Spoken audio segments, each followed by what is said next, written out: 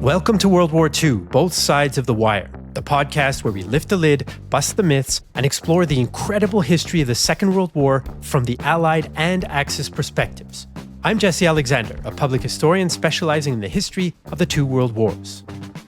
And I am Matthias Strohn, German officer, professor of military studies, and author. In today's episode, we'll pick up our theme of prisoners of war. And this time, we'll focus on the Asia-Pacific theater. As in Eastern Europe, similar harrowing themes defined the experience of men in enemy hands. A punishing climate, disregard for human life, forced labor, and even a 10-year wait before seeing home. Hi Jesse, here we are again. Another week, another podcast. So we're continuing our theme, our journey through the history of prisoners of war, which, as I've just said, is quite a harrowing one. So it's not a nice experience, particularly the theatre that we looked at last time, so the Eastern Front, and also Asia. And as quite often, I think, the Asian and the Pacific theatre of war is somewhat overlooked. There are some, it's probably the wrong word, but some highlights in the story, and we'll look at them, we'll touch upon them. But generally speaking, I think it's one of these episodes that not a lot of people think about or know a lot about. So let's shed some light onto the whole thing. Do you want to start us off and set us off talking about prisoners of war in the Pacific? What's your general take on it? Maybe we do what we always do. We start big before we zoom in. Indeed, that is the historian's task, as we always say. I'm going to try to set the stage again for our discussion. We're shifting gears here to another part of the world, to the Asia-Pacific theater, where, as you mentioned in our little opening gambit there, the lot and the fate of prisoners of war is not an easy one. In particular, of course, Allied prisoners of war have it tough in the Asia-Pacific theater, as we're going to see. Before we dive in, I just want to take a moment here to thank all of our supporters in our members community called the War Room, which, if you're interested, listeners, you can find at bothsidesofthewire.com. And I'll say a few more words about the details of that a little bit later. For now, let's hop in. So we have a situation where Japan is on the march for the first several years of the war. They score some quite significant victories. For example, they capture Singapore, they capture Hong Kong, they capture, in the late 1930s, large chunks of China, and they're still then fighting there in 1940s. They're capturing tens of thousands of Chinese prisoners there. And of course, then they capture quite a few Americans and Filipinos in the Philippines. So right away, within the first, well, if we start the Asia-Pacific War in 1941, leaving the Chinese front aside for now, we already have most of the Allied prisoners being captured. So that's kind of something that makes the Pacific War, that gives it a bit of a character, because now they're going to be in Japanese hands for quite a long time. And when that happens, we talked a little bit about ideology and the role of ideology in the treatment of prisoners by the Germans primarily with their Soviet prisoners. And you have a little bit of a similar aspect to the whole story of prisoners of war, whether it's about Japanese surrendering or how they treat then Allied prisoners. You have that in Asia as well, right? So the Japanese have these ideas about themselves essentially as a superior race, right? They're imbued with this particular kind of spirit that is superior to the Chinese or other Asians and is definitely superior to the Westerners, to white-skinned European origin people. If you combine that with a cultural aspect, or another cultural aspect, I should say, they actually instruct their military to not respect people who surrender. So if you kind of create that, not only is it a kind of a cultural thing and an ideological thing, but it's even your sort of practice in your institution to say that they're not worthy of any respect. Obviously, that sets the stage for a lot of bad things to happen. There's a line in this Japanese instruction that they have for their army. It says, "Never live to experience shame as a prisoner. By dying, you will avoid leaving a stain on your honor. So, of course, that means the Japanese are less likely to surrender, as we will get to, but it means that they don't really value the lives of the people who've surrendered to them.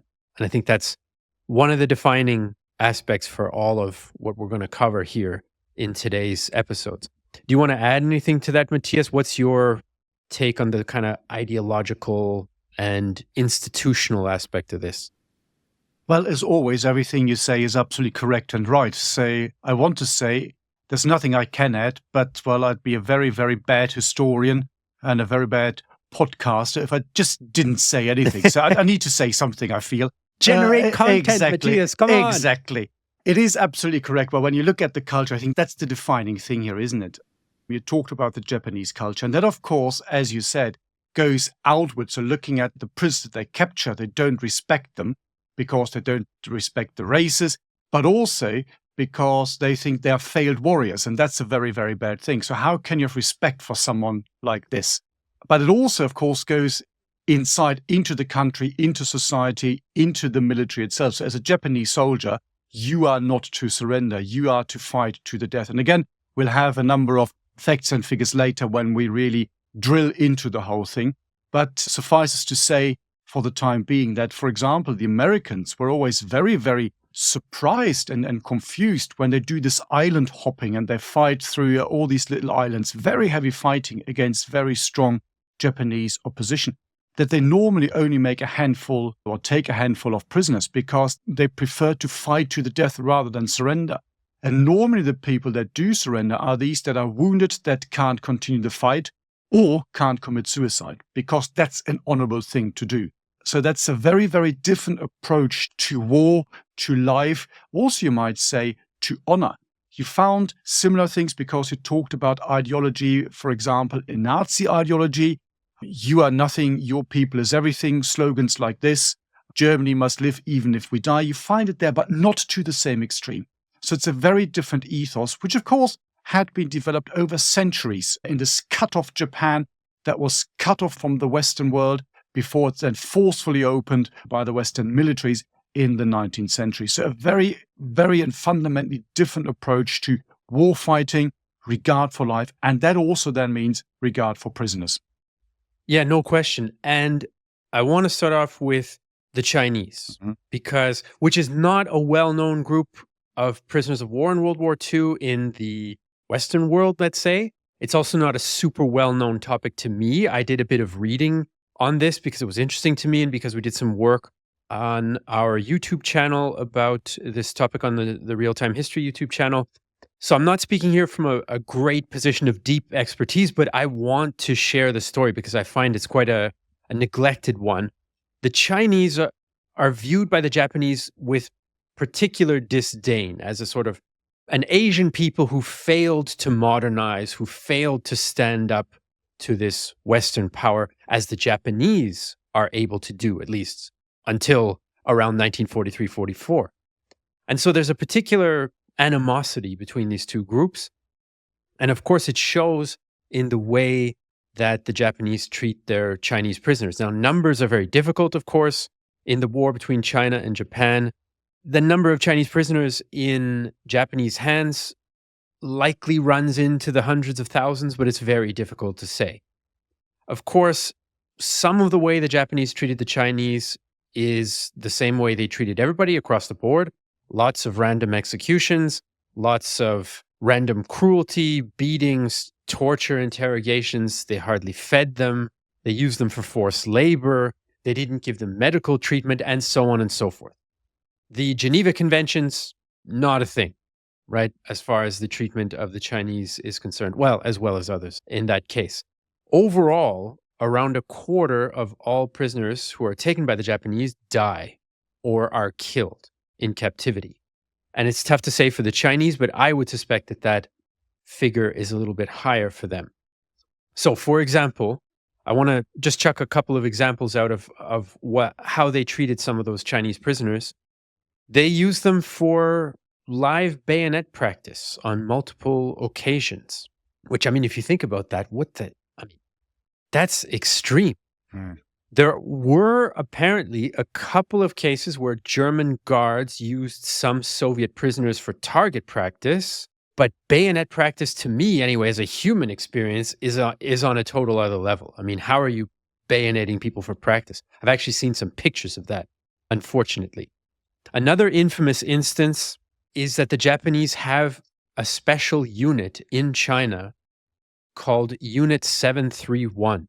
And it's a unit that's meant almost in the way that you have these like terrible medical experiments at some of the different concentration camps and Dr. Mengele and so on, killing people in order to test whatever scientific medical tests they wanted to do.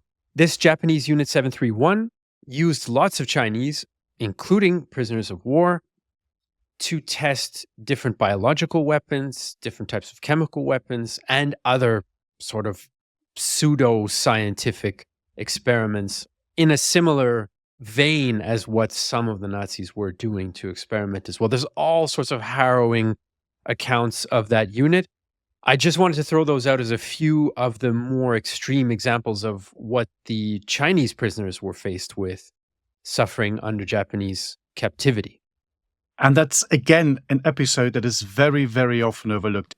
In one of the very early episodes, we discussed the question as to when the Second World War actually started. Was it 1939, or was it perhaps earlier than that? And we kind of agreed that you might actually say it's 1937, when Japan invades mainland China and fights this very nasty war. And you've just given some examples here. And again, it's an episode or an aspect of this war that is completely overlooked. Even the figures, no one's really sure about this. You said tens of thousands, hundreds of thousands. You can look at all sorts of accounts, where some accounts claim that between 1937 and 1939 alone, about 1 million Chinese soldiers and perhaps all civilians were captured by the Japanese. Other sources speak of 10,000 a year. So you can see the discrepancy here. And again, compare that to what you see in the West, but also perhaps on the Eastern Front during World War II, where we're not 100% sure, but the left and right of arcs are not so far apart as they're here. So it's really difficult to get the facts right here. But when we do have the facts, as you said, they are absolutely awful and appalling. So that unit that you mentioned is, of course, the perfect embodiment of this really nasty way of warfare. And you've given some examples. Biological warfare is the big one here. So one story that is told that you can see in the accounts is that this unit actually infected the Chinese, well, they were civilians and also prisoners of war, with the plague.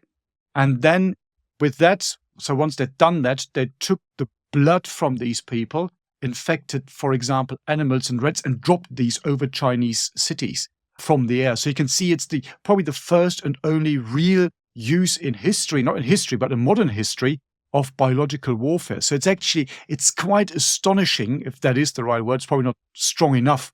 Should probably use a much, much stronger word here.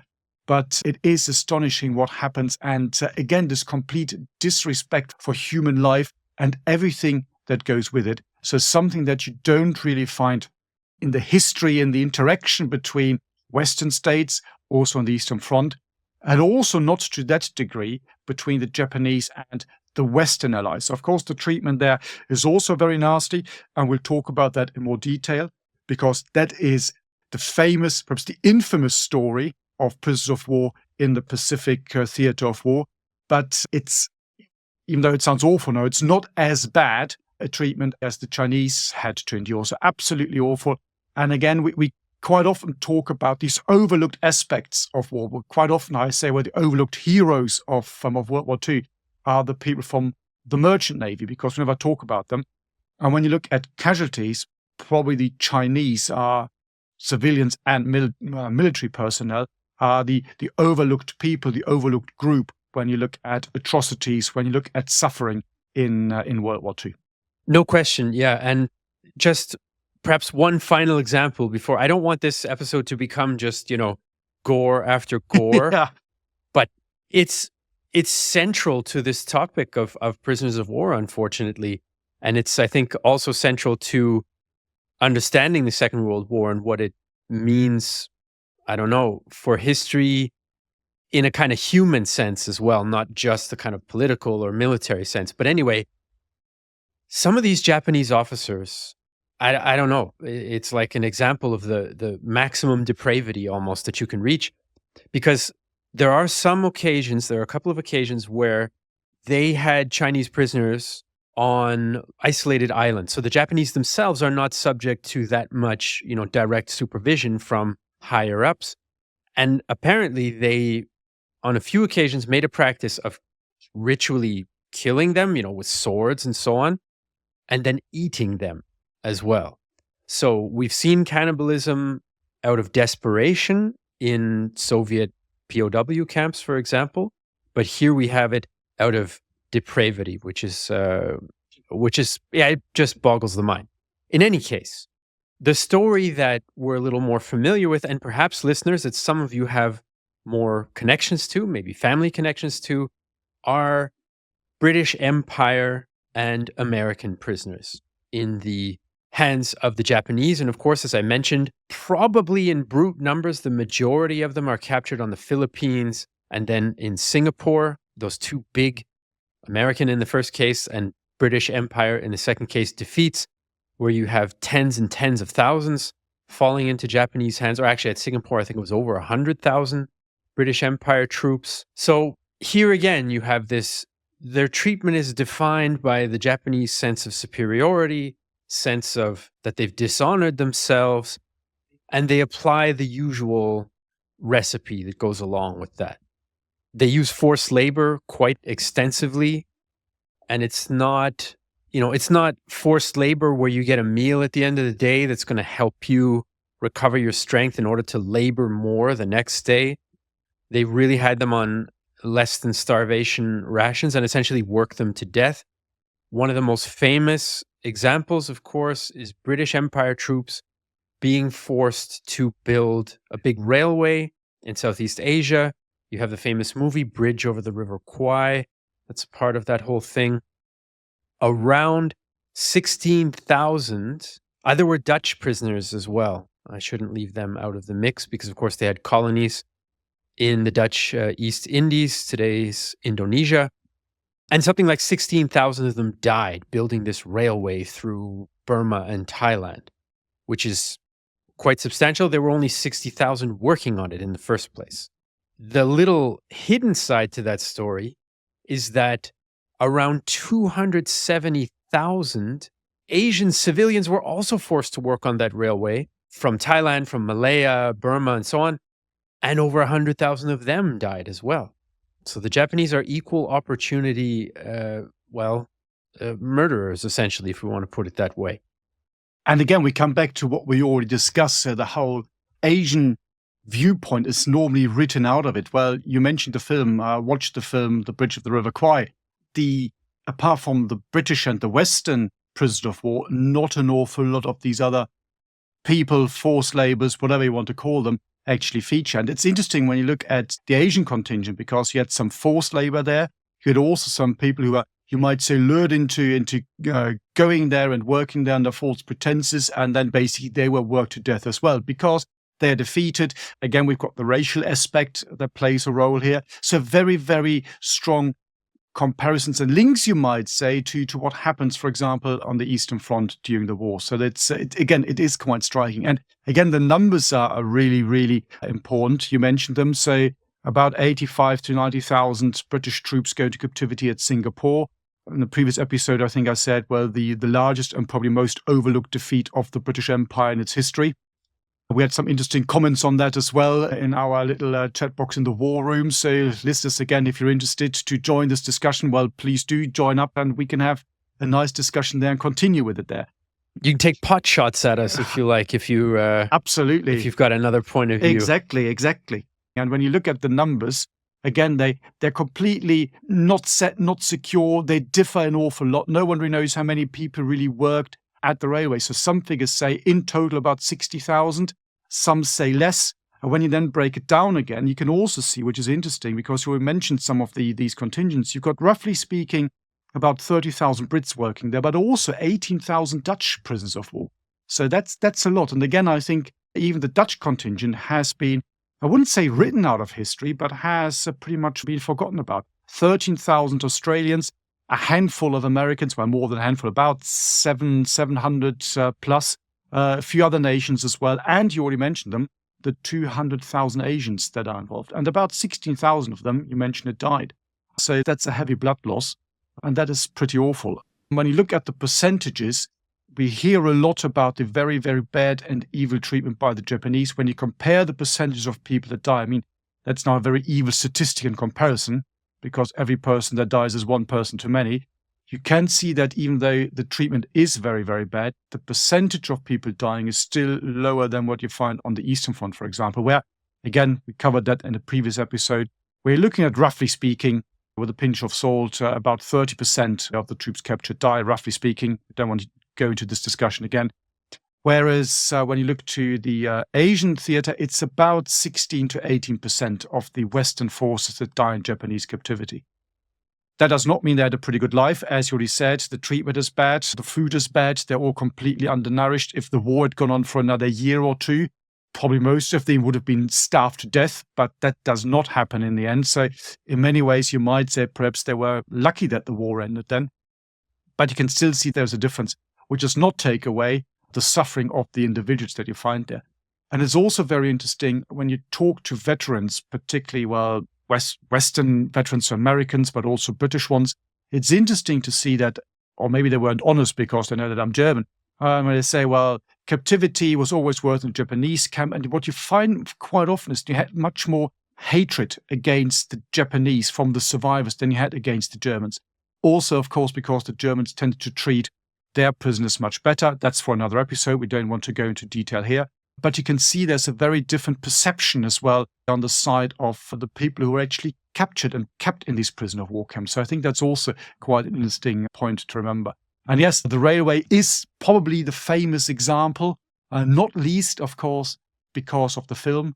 Very heroic, you might say, the British actions in the film, very defiant. That speaks to the British soul. So here's the defeated British army, but defiant in defeat, that goes down well with the British soul at that particular time when the film is made. And there are lots of other examples that you could mention if you wanted to. I don't know if we want to go through all the different incidents, because, as you say, it is quite nasty. It's not a fun thing to do. Maybe just one, because you mentioned cannibalism. So there's the famous incident, the Chichijima, my apologies for the bad pronunciation, also known as the Ogasawara incident, where a number of American pilots that were shot down are actually tortured, killed, and then partially eaten by the Japanese captors. And the one interesting side story there is that one of the guys who gets shot down, but then manages to get away, is the later US President George Bush. So that's quite interesting. He managed to get away.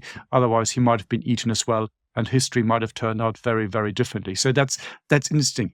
And what is also interesting, when these guys are then put on trial after the war, because everyone knew, well, they did this and something happened. How do you deal with them?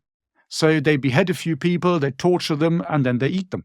Well, the military law doesn't have a clause for cannibalism, because this is just not simply nothing you do. So how do you deal with them?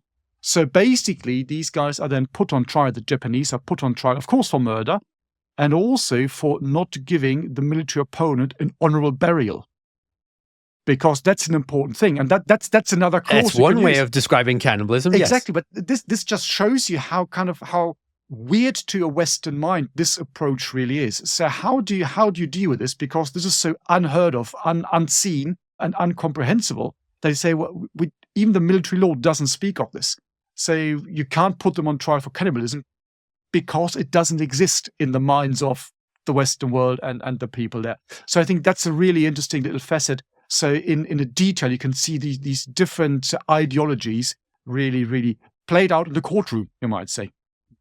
And it's interesting you mentioned the emotions that the survivors bring up about this intense hatred that they very often felt towards the Japanese, and much less often felt towards German captors.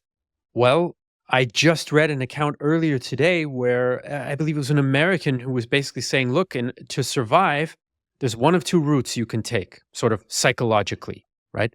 You can survive on love and trying to work with the people who are suffering the same thing as you, help them, they help you, you care about each other, and so on and so forth. Or you can survive on hate. And you can use that hate to motivate you, to give you a purpose in life, that you hate those Japanese guards so much that you're not going to let yourself die until you see the end of it and you see them on the losing side of things and you walk out of there and they're the prisoners after that. And he said, according in his view anyway, most people were motivated by that hate, by that resentment that kept them going. I think a lot of times we like to feel that, love is a more powerful force in the world and that motivates people never. to live and so on. Well, you're German, Absolutely. okay? You don't, but in general, Absolutely. in Canada. Oh my God. You soft, liberal, democratic people. Yeah, how could you ever win a war? When it comes to those kind of survival situations, I do think that hate can be as motivating as love, perhaps. I don't know. We're getting now a little too philosophical. But again, it's that psychological human side that leaves an impression from a lot of these cases.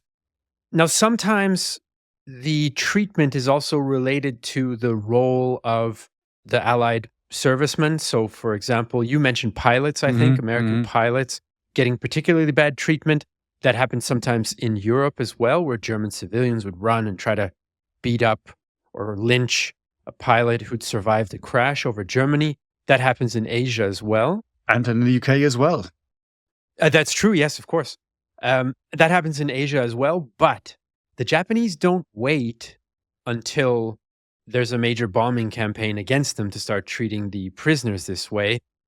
In spring 1942, when they finally complete the conquest of the Philippines, for example, and they take this fortified island of Corregidor. Forgive my pronunciation. I've pretty much read the word a lot more than I've ever heard it spoken. But they take tens of thousands of Americans and Filipinos and they send them on these death marches where they're just marching them until they're dropping. And anybody who's injured, sick, exhausted, or what have you, who can't keep marching, they just kill. And so this is the case right away from the very get-go. And interestingly, that infamous Bataan Death March in the Philippines is one of the reasons why the American prisoners of war have a higher death rate than the British ones. It's up closer to 40%. There were only 27,000 Americans who fell into Japanese hands versus something like 190,000 British and Commonwealth. But in part, due to that large-scale Bataan Death March, the death rate was actually higher, which I didn't know until recently. Yeah, again, the numbers are absolutely harrowing. So when you look at it, again, there's a bit of a debate about how many people were captured, how many Americans and Filipinos, so what's the ratio? Roughly speaking, you're looking at 70,000 that are captured by the Japanese. And as you already said, about 16,000 of these died during this death march. And it's not only that they marched them then, they are basically then can't feed them or can't water them, and that's why they die and they don't have any other option. Well, they did have other options. And this is, again, where it gets really, really nasty. So, for example, one thing that the Japanese come up with is sometimes called the Oriental sun treatment. So you make people sit in the hot sun, because it is a hot part of the world, 4 hours without any cover, nothing on your head. And if you then get dizzy and fall over, well, that's your death sentence. So just the sheer brutality, again, that's being played out here is very nasty. And it wasn't only restricted to the prisoners of war, but also civilians who perhaps tried to give these poor creatures some water or some food. They would be executed on the spot. So again, it's the sheer destruction of human life that you can see. And that's, again, why probably together with the building of the railway, this particular death march is probably the best known example of Japanese cruelty towards Western prisoners of war. Not only Westerners, because you've got the Filipinos there, but again, it's interesting when you read the accounts, particularly slightly older ones. Yes, the Filipinos are mentioned, but it's very much concentrated on the American suffering. That is quite interesting. I think the view is changing now, and hopefully we can play a part in this as well. We talked about China and the Chinese suffering there as well, but I think it's still the dominant view. I think it's partly natural to focus the interest in history on one's own community, but it's been 80 years, and I think that gives us the time to reflect and to think about allies and allies from different parts of the world and allies who were colonial troops or other sort of satellite troops or auxiliary troops or however you want to call it, and to give them their due as well for what they went through. It's probably high time. I think one of the other aspects of the Western, to return to Westerners, experience in Japanese captivity is the so-called hell ships.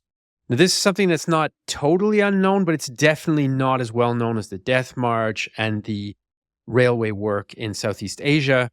The Japanese had this plan, which they then carried out as to the extent that they could, to, of course, use the prisoners for slave labor. But they also sent about 50,000 of them to the Japanese home islands to work as slave labor. They put them to work in all sorts of different circumstances, including, for example, the shipbuilding industry, right? So all sorts of different aspects of work, and of course, usually working them to death if they could at some stage. About 50,000 end up in Japan for that purpose, but another about 10,000, maybe 11,000 are killed on their way in transport, because of course you've got to send these guys on ships to the home islands. The conditions are terrible. I've got a quote from a survivor that I'll read out here in a moment. But the Japanese don't mark any of these ships as prisoner of war transports. So when you have American planes looking for Japanese convoys or Japanese transport and cargo ships to sink, or you have American submarines looking to sink troop transports. The US had a huge and very successful submarine campaign in the Pacific that is also a bit of an unsung campaign.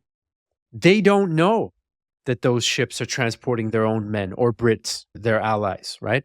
So they fire on them anyway. And that results in the death of something like about 10 or 11,000 Allied prisoners of war on those so-called hell ships on the way to Japan for forced labor.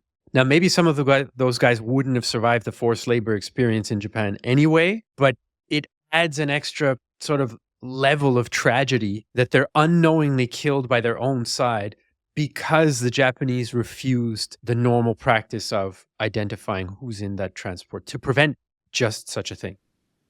And a very good example of this is, again, the story of these death marches. So in April 42, the Americans and the Filipinos, they surrender. Then the death march happens. They end up in a big prisoner of war camp. And in June, I think it's the 6th of June, 1942, there's an amnesty and all the non-American troops are basically released. The Filipinos can basically go home. So what you do with the Americans, exactly as you say, you put them onto these hell ships. And the Japanese had 11. And they were completely cramped conditions, absolutely awful, as you already explained. And they were supposed to be brought first to Korea, which, of course, in those days, the Japanese saw as part of their mainland territory. It's a bit like Algeria for the French at that particular time. So it's part of their mainland. It's not just a colony. It's a bit more than that. And on the way, in this particular case, you got Dutch submarines, and they sink 6 of these ships. So again, just that's a very good example of the big picture problem that you just described. So again, absolutely awful. And to give us a brief insight into what was going on in those ships, when we're talking about ships, we're talking about numbers, we're trying to convey how terrible it was. But I have a brief quote from a survivor of one of the so-called hell ships, which was transporting men towards Japan for forced labor. So this is an American soldier by the name of Peterson, and this is what he had to say. We were put aboard a ship, the Totori Maru. About 2,000 Americans were crammed into the lower deck. There was not enough room for all of us to lie down at once, so some sat, some lay flat, and some stood up. We traded places doing this for 40 days. A few men at a time were allowed to go topside once a day for 10 minutes to go to the toilet and get 1 canteen of water, which didn't go far. Our food for the first 2 weeks consisted of a cup of fish soup and crackers contaminated with soap. This gave all of us diarrhea. Soon, we were all sitting in excrement. Several dozen men died and were buried at sea. I mean, I'm not trying to make too strict of a historical analogy here at all, but this description reminds me a little bit of some descriptions I read of the slave trade, where you're cramming. I mean, again, folks, let's not make something out of that it's not. Don't overreact. It's not exactly the same, but you do have a similar kind of human suffering in those conditions, right? Those conditions are somehow a little bit similar. And yeah, and it just boggles the mind, I have to say. I'm running out of superlatives because, thank God I've never had to experience anything close to that. So words fail me. But this was the lot of tens, if not hundreds of thousands of people captured by the Japanese during the Second World War. And it's one of the defining features of that war experience for so many people.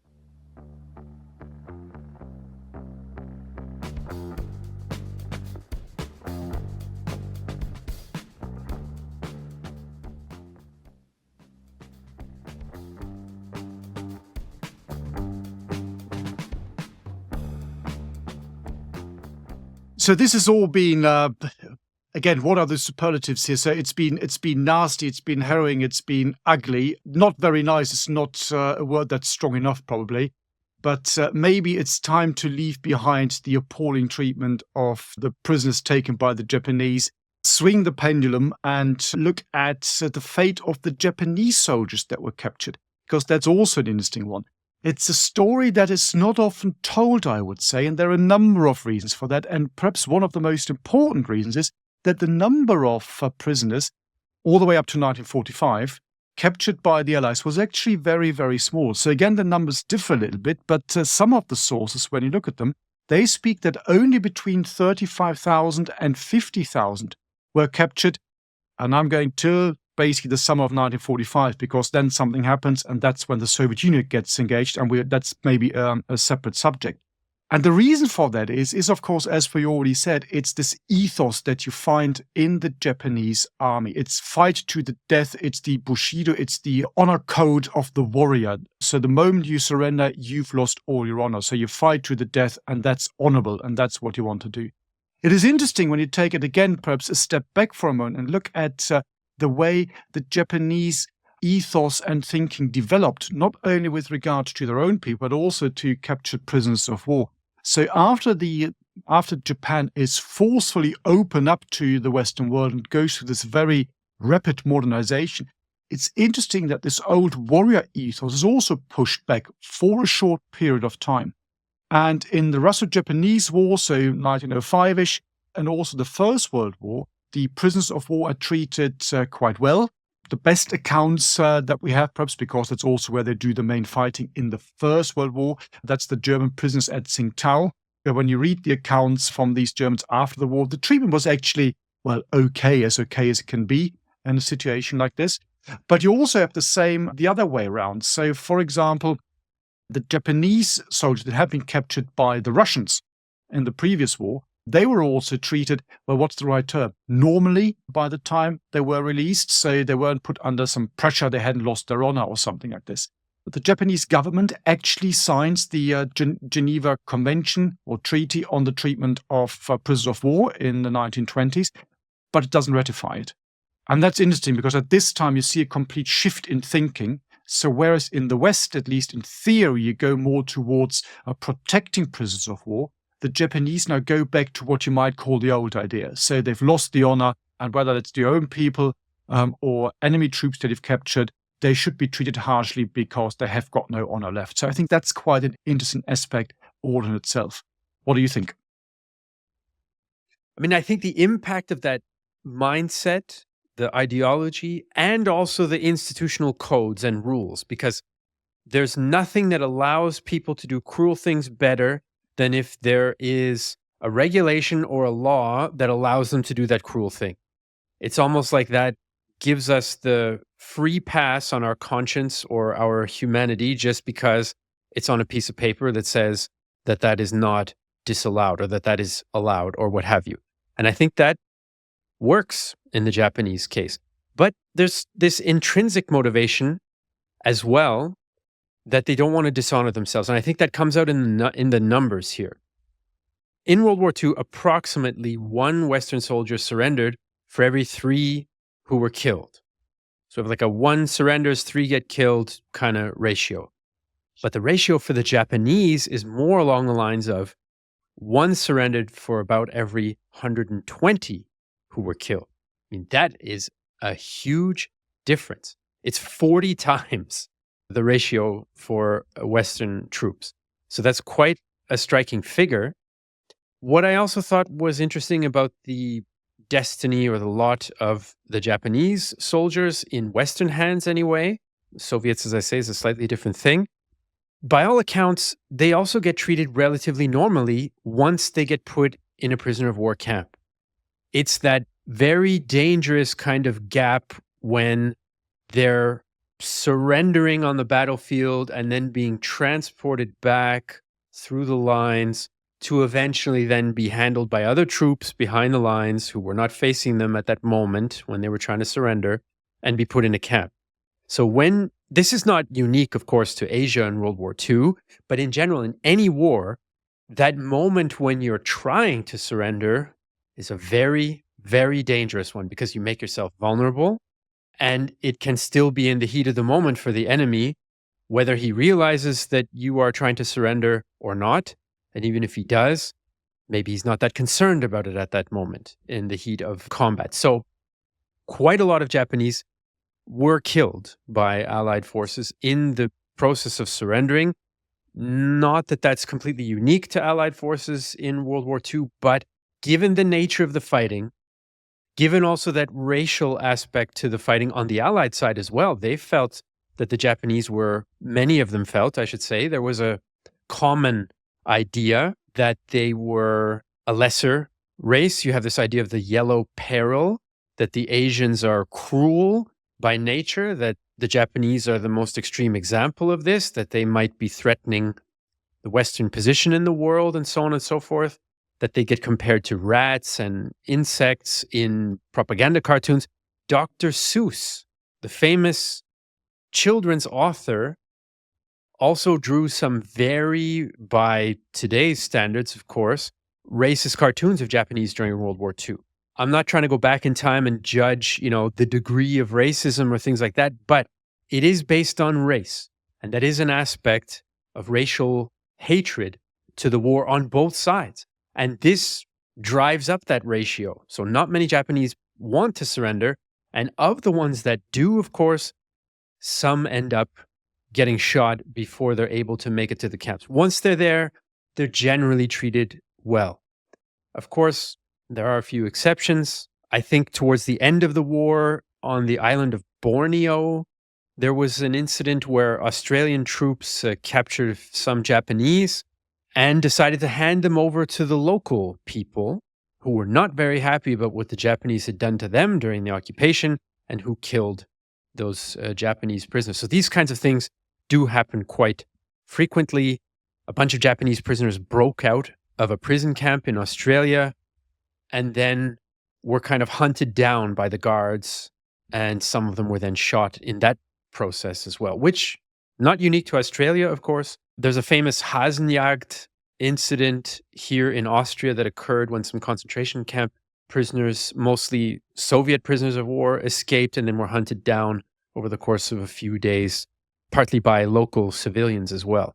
So these are some of the things that end up in these, for lack of a better word, grayish areas, when people are surrendering or when they've escaped from a prisoner of war camp. So quite dangerous moments, no matter who you are.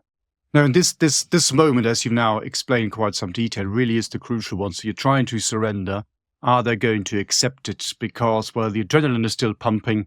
We've all seen Saving Private Ryan. There's this famous scene where the Germans try to surrender and they get shot. Well, these things happen. I mean, again, you said that doesn't only happen in World War II, even in World War I, where you think, well, this is normally seen as a inverted commas, a clean war, for example, on the Western Front. Awful, but quite clean.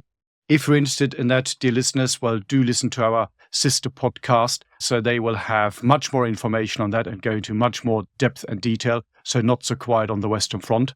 One statistic is that people have argued that perhaps only 50% of prisoners taken the front line make it all the way back to the prisoner of war camps in World War I. And this is when you don't have things like the racial aspects really involved to the same degree. So that really is the real crucial moment. And perhaps you might say in defense of the Western forces a little bit here, they, of course, had all these stories, all these rumors of the Japanese playing all these nasty, dirty tricks, booby-trapping their own people, trying to surrender, then picking up weapons again, getting people into ambushes. So probably the willingness to be a bit more lenient, to be a bit more accepting of prisoners of war probably wasn't there. I mean, that's one aspect. However, I think what you said, the racial aspect is a very important one. And again, we mustn't forget the context here. So we're now talking about the 1940s. This is still the time of colonial empires. So, of course, when you have a colonial empire, whether you're Dutch, you're British, or let's face it, American as well, because America is a colonial empire. We shouldn't say that it isn't, because it is. Look at the Philippines and that particular part of the world. So these aspects of we are superior to them because we are ruling that part of the world, and suddenly some, let's call it from Western eyes, I know it's not a very PC term, but some other, little yellow man comes along and tries to take it away from us, that is in the eyes of the 1940s simply not on. That goes against what you want to call the world order, the great chain of being, whatever you want to call it. So there's definitely that racial aspect that plays a role here. And yet once the Japanese prisoners made it back to the prisoner of war camps, particularly the American ones, they were normally treated in accordance with the Geneva Convention and the Convention of The Hague. And one of the reasons for that is not because they thought these were very, very nice people, but you might say from late 1942, early 1943 onwards, the Americans were very much aware of what's going on in Japanese prisoner of war camps. So they made sure that the Japanese government learned about the good treatment that the Japanese prisoners were receiving in American captivity, hoping that that would improve the fate of the Allied prisoners of war, which of course completely backfired, or at least didn't work at all. So they were trying to do whatever they could, but as we know, that was not really successful at all. And that was not a concern. To round off our story here of prisoners in Asia in World War II, that was not really a concern for the Soviets, because they haven't been at war with the Japanese until the very end. And I mean the very end. They agree to do it because the Americans, of course, want them to, in the hopes that this will shorten the war. And so they invade Manchuria, Japanese-occupied Manchuria, in 1945, in August 1945. And they take hundreds and hundreds of thousands of Japanese prisoners, because at that point, the Japanese army is not going to be able to resist even the secondary forces that the Red Army sends across into Manchuria. So some estimates are just over 1 million, some are 500,000 Japanese prisoners fall into Red Army hands. Now, there's no history there. I mean, there were border clashes in 1939 and so on between the Soviet Union and the Japanese, but nothing on the scale of what was happening, of course, between Japan and the Western Allies and the buildup of resentment and so on and so forth. Still, the Soviets, as the Soviets did, kept many of them for forced labor in the Soviet Union. And they returned the last of them 10 years later in the mid-1950s, around the same time that they returned the last Germans and Austrians. So that's quite a shadowy page of World War II history that I certainly hadn't heard of until I got interested in the topic of the Manchurian operation, and then, of course, came across this story of these prisoners of war being kept for up to 10 years. Absolutely. I mean, this whole operation, the Soviet engagement in the Far East, again, is one of these stories that needs a lot more light being shed upon it. Well, here's another podcast. There we go. Write it down, Jesse. Indeed. So here's an episode, folks, for you. Again, it's something that no one ever looks at, because when the Soviets do declare war on Japan, the war has already been decided. And it's pretty obvious it's a land grab. The simple fact that there's nothing else you say about this, really, about the operation itself. And the figures, again, you mentioned some say, again, being debated. Some Western researchers have claimed that the Soviets took about 850,000 Japanese prisoners. The Soviets themselves spoke of about 600,000. roughly 10% of these die. So again, that's quite drastic. That's a heavy blood loss. And as you say, a lot of them are only released in the 1950s. There are actually some of them who then are pardoned in the 1950s, but this is now the Cold War. And Japan is now very firmly in the Western camp. I mean, go to Japan today, not that I have been, but I've dealt with the Japanese military, for example. Look at the Japanese military of today. It's the most Americanized military you can think of. Even the uniforms look very American. And because this is the Cold War, so these guys get pardoned, but the Soviets basically in probably clear terms tell them, well, that's great, but you can't go back home. So some of them actually only make it back to their own country in the 1990s after the end of the Cold War. So it's really an astonishing story there. And again, one that no one ever talks about or looks at. And another aspect, of course, that is quite often overlooked in the last phase of the war is the Chinese counteroffensive as well. And they take a lot of Japanese prisoners. Again, the figures are somewhat debatable and open for interpretation, but somewhere in the region of between 1 and 1.2 million Japanese soldiers are captured by the Chinese army. And again, now it's a very, very broad brush because we can't really talk about 1 million individual fates. But when you look at the general description, the general analysis, if you were captured by the Chinese, that was actually a relatively good thing. You'd rather get captured by the Chinese than by the Soviets, which is astonishing thinking about what the Japanese had done to the Chinese beforehand. But the general gist is that, well, they were reasonably well treated, not necessarily because the Chinese liked the Japanese so much, because they'd just been through the mill and received a very, very harsh treatment by the Japanese. But it was mainly because they want to get their equipment, they want to get their know-how, and if possible, they even try to turn a few of these. And there are accounts that a few years later, up to roughly speaking 60,000 Japanese soldiers had joined the Chinese army under Mao Zedong. So not the nationalists, but the socialist communist forces. The nationalists also take a few prisoners, but that's not a big deal because they're on the losing side at that particular stage. So that's another interesting aspect of the whole thing. And again, you can see, as it happens in most wars, say you take the bulk of prisoners at the very end of the fight. Before that, it tends to be quite even because both sides are fighting it out. Once an army is broken, is on the run, that's when you take prisoners. And this is also where this whole idea of Bushido, of the warrior cult of the Japanese, basically collapses. And you can just see in the sheer numbers of prisoners that are taken by both the Soviets, but also the Chinese. So this is a clear indication of the state that the Japanese military and thus also Japanese society is in at that particular stage. And that, perhaps even more than this whole debate about whether we needed to invade mainland Japan, yes or no, is a clear indication that Japanese itself thought that, or Japan itself thought it had lost the war. It took a long time and a lot of destruction and a lot of blood to break the Japanese warrior spirit, at least in the sense of being able to wage that particular war, but it happened in the end. So I think with that, we will wrap up this discussion about prisoners of war in the Asia-Pacific theater. We tried with, broad brush strokes to give all of you listeners out there an idea of what the numbers are, what the human experience is like, and maybe a little bit about why things played out the way they did, why such terrible things happened, essentially. That's a lot of what we do on this podcast, trying to explain why terrible things happened. But that's what makes it a compelling human story, unfortunately, war, and one that we shouldn't neglect. All right, folks, I want to finish today's episode by thanking all of you out there for listening, and especially thanking all of you who are part of our members community and support the podcast directly at bothsidesofthewar.com in our exclusive war room, where you can have access to extra content that we don't publish here on the publicly accessible podcasts.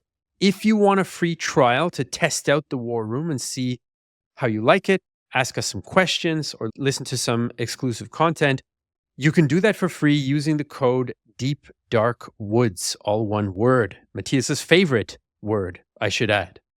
We'll see you in the next one. You've been listening to World War II, Both Sides of the Wire, a Battle Guide production. To support the creation of future episodes, consider joining our dedicated supporter community, where you can enjoy exclusive benefits and connect with like-minded individuals. For more information, please see the show notes, and if you appreciated this episode, please leave a review on your chosen podcast platform. Thank you for listening. The deep dark woods. We haven't had deep dark woods in a long while, actually. That's I haven't true. said that That's in a true. while. You're losing Yeah. your touch, man. Yeah, I'm not quite sure. Now what's that it's going gone on. mainstream and been commercialized, you're like, nah, I got to move on to something cooler. Anyway, folks, Even cooler than the deep dark woods. I guess so. Let me end this episode.